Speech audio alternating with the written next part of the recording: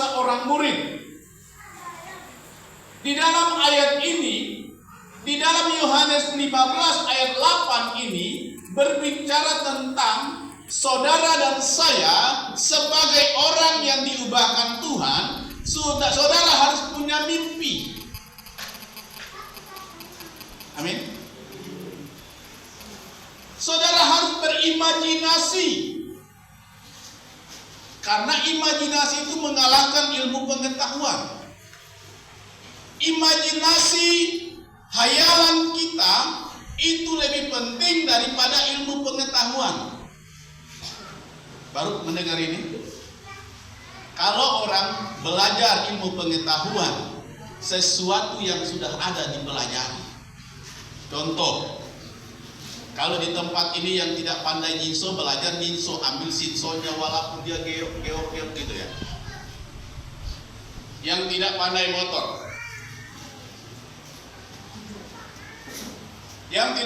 motor, berusaha engkol motor, hidupkan starter motor yang pertama kali tumbang.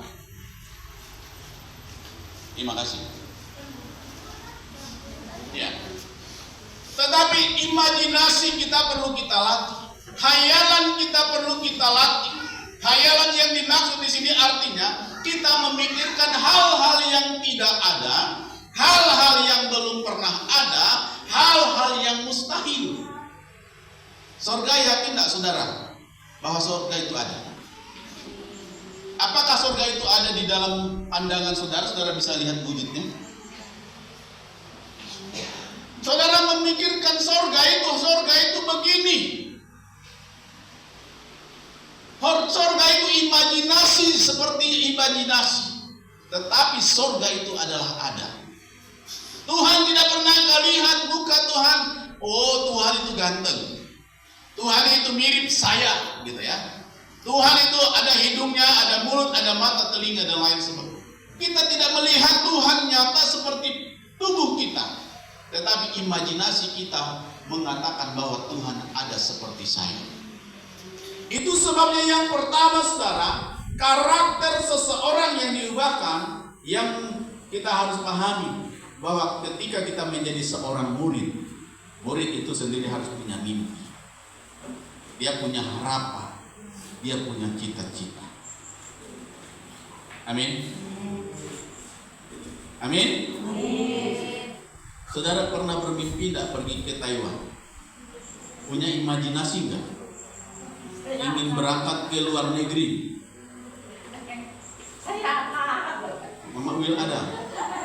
Oh, nabung enggak? Nabung dulu. Hah? Kalau kita berimajinasi, kita harus siapkan diri, betul? Kalau kita berimajinasi ingin tinggal di surga, saudara harus nabung dulu. Tabungan saudara minimal perbuatan iman saudara. Kalau saudara ingin pergi ke Jakarta, imajinasi saya membayangkan Jakarta itu ada jalan tol, ada rumah-rumah tinggi, gedung-gedung tinggi, mobil motor terlalu banyak, ada lintasan kereta api, ada gedung-gedung tinggi. Begitu imajinasi kita, itu hayalan kita. Ternyata waktu pergi ke Jakarta, kita mau bawa apa kalau kita nggak punya tabungan? Halo? Nah, seorang yang menjadi murid, selain dia punya, dia harus berimajinasi, dia juga mempersiapkan diri. Amin. Amin. Karena pikiranmu itu akan dibaca oleh Tuhan menjadi sebuah tindakan iman yang membuat diri kita bisa mengenali Tuhan dengan baik. Haleluya. Kembali yang kedua, bacakan tulisan saya di sini, Wen. Bisa? Ini saya hari ini khotbah dengan laptop baru, saudara. Ini hasil Bapak Ibu, ini hasil kita bersama.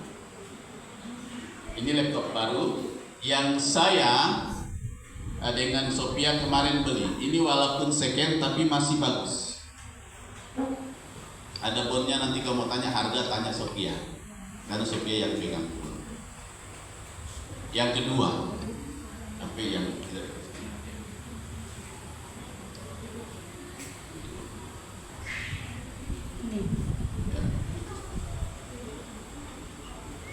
Titus pasal yang kedua ayat 11 sampai yang ke-12. Demikian, karena kasih karunia Allah yang menyelamatkan semua manusia sudah nyata. Ia mendidik kita supaya kita meninggalkan kefasikan dan keinginan-keinginan duniawi, dan supaya kita hidup bijaksana, adil, dan beribadah di dalam dunia sekarang ini. Amin. Terima kasih, Joel.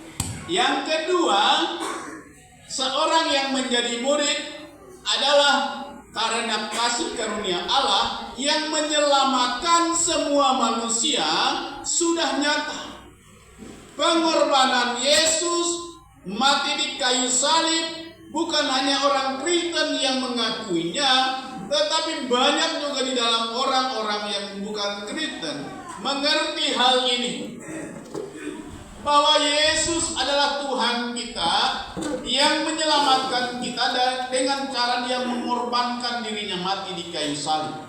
Dan hari ini adalah hari ke-8, di mana hari pencurahan Roh Kudus, bahwa Tuhan mengatakan Ia mendidik kita supaya kita meninggalkan kefasikan.